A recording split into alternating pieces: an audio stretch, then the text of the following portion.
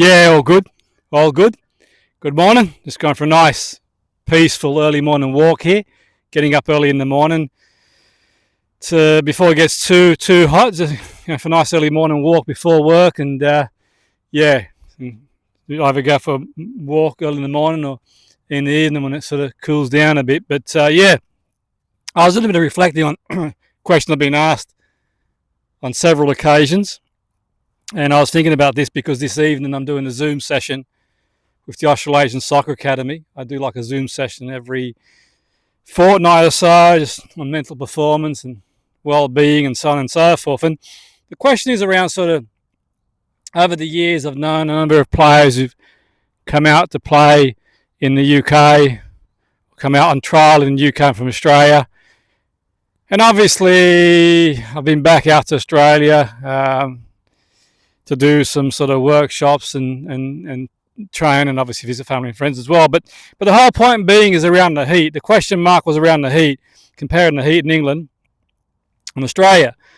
And I think for me, it's a very subjective experience because Australia is a huge country with vastly different climates. So it's difficult to make a direct comparison. You see some people making these direct comparisons, but it's almost impossible to make a direct comparison because it's very, very subjective. And I'll speak about that shortly. So both countries present their own challenges when it comes to training and playing football in the heat.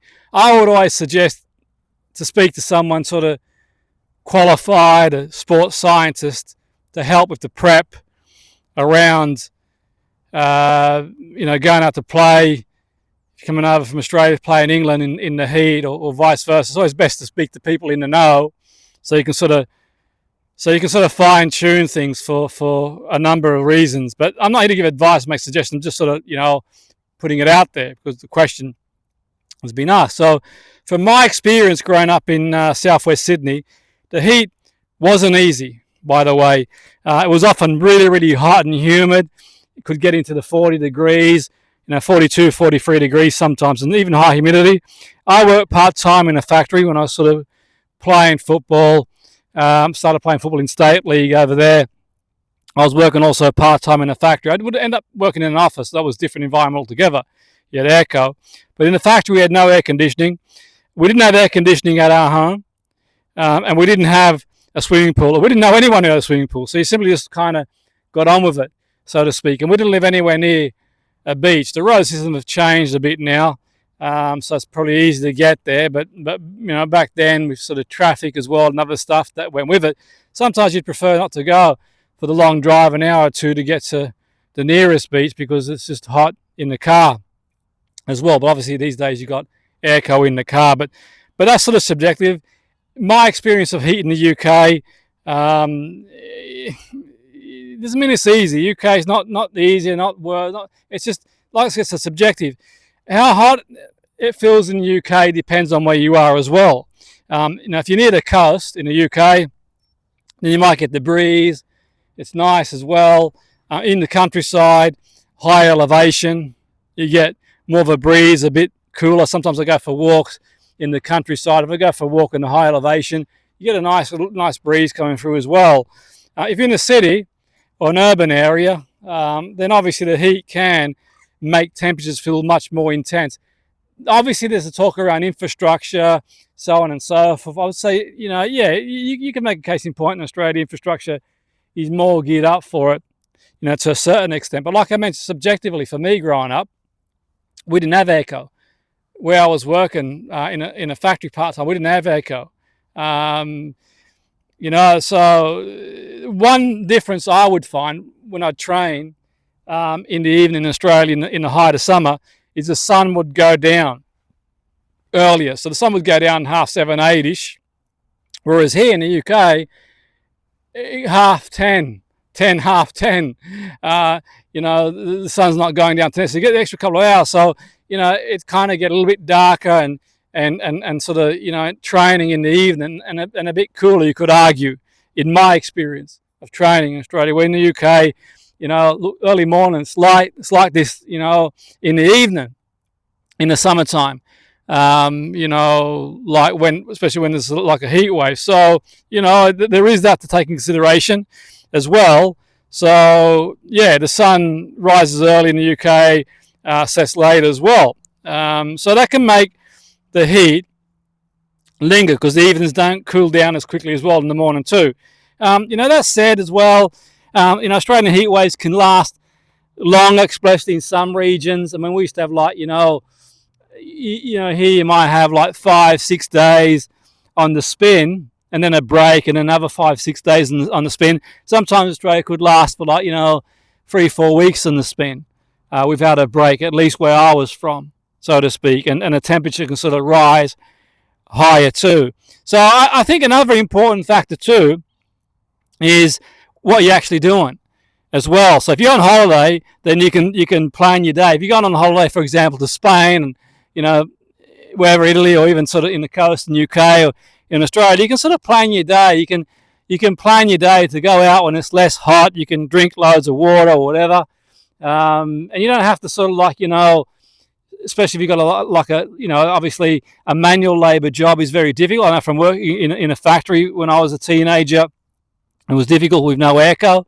But equally, if you're in an office, if there's no air, it can be difficult too. But yeah, that's the whole thing. If you're on a holiday there, then I think it's probably, you can kind of enjoy it more. You can sort of sit outside when there's a breeze and have a drink and relax a bit and avoid the hottest part of the afternoon. So I think that sort of comes into it too, to be fair, So for me, it's not a simple case of saying one country's heat is harder than the other. It's more, there's many variables: location, humidity, duration, the type of work you're doing, access to cooling, individual experiences. This is why I think it's difficult to make a straight comparison. And sort of relating it back to football again, I think, that's sort of the thing, relating it back to football again, I think that, yeah, look, if you're training in the morning in Australia, you're training in the evening in Australia. I mentioned the sort of differences about the sort of sun coming up and going down as well.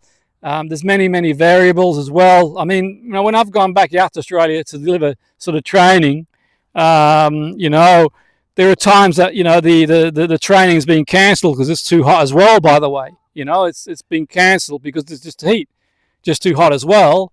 And equally in the UK, that's happened too. So you could argue with good reason. Really, I'm not sort of qualified to talk about such matters. I'll leave that to the experts. So what I would say, for me, and I'm speaking purely anecdotally, I'm not making suggestions, advice. All I'm saying is I'm emphasising that, from at least from a football perspective, what I would say, if you're coming over to the UK from Australia to train and trial in football, and it's a good possibility that, if you're in the pre-season here, pre-season can begin late June, July, then the season could start August. You're going to get heat wave, and I think for me the best thing to do is to speak to people who are qualified to talk about the preparation in those areas. I mean, I have loads of water when it's like this. I sort of try and go out and walk early, still hot early this morning or late in the evening, and so on and so forth. So everyone's got I might go to a gym that's got airco, or sort of just, kind of plan my day accordingly.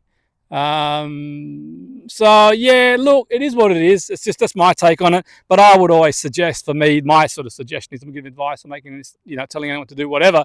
I always think it's better to speak to someone sort of professionally in that area to sort of advise how to prepare water-wise, because everybody's different as well, going forward. And if you add a pro team, then they're going to have a sports scientist and all the staff in place to work with you on that. If you go to a semi-pro team, they're going to sometimes have sports scientists and have staff that can sort of understand and sort of advise accordingly to a certain extent. But obviously the professional level, it's going to have all that in place, you would think. But equally, yeah, I think that's the sort of key for me, is speak to the right people and sort of go from there. There's no way of making a direct comparison and saying, okay, this heat is worse than whatever, and one thing or the other. I think as a footballer, it's about sort of giving yourself the best possible chance to have a good pre-season, giving yourself the best possible chance to sort of improve and play to the best of your ability. And I think the best people to sort of advise around that are the professionals in that area, and certainly at a club, if you've got that in place, then that's probably the way to go. That's my take on it. You might see it differently. Each to their own.